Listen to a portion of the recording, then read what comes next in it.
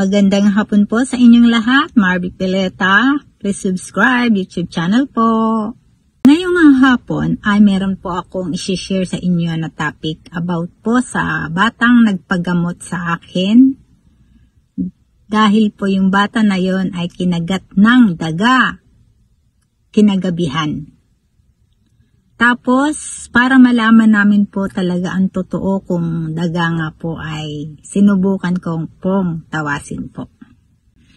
At alam nyo po, live ko pong ginawa ang pagtatawas po. At ang kumagat po dun sa bata ay daga po at pinagamot na po siya.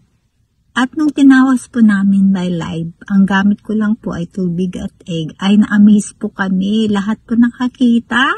At ito po ngayon, papakita ko po sa inyo. Hindi po ako pwedeng magsinungaling dahil ako pa rin po ay na-amaze sa bigay sa akin ng ating Panginoong Jesucristo. Ayan po, di ba nakikita nyo po ba yan? Egg and water po yan. Tapos ito po yung palakihan ko po .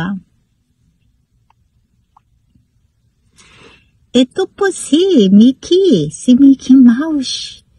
Yung daga po na kumagat doon sa aking pamangkin. Ayan po, lumabas po sa tawas ko.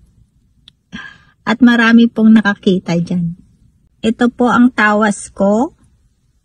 Siyempre, pray muna po ako dyan at yan po, egg and water only. At makikita nyo po dyan, si daga. Ito po si daga. Ayan po, lumabas po talaga ang katotohanan na ang kumagat sa kanya ay isang daga po at natawas ko po.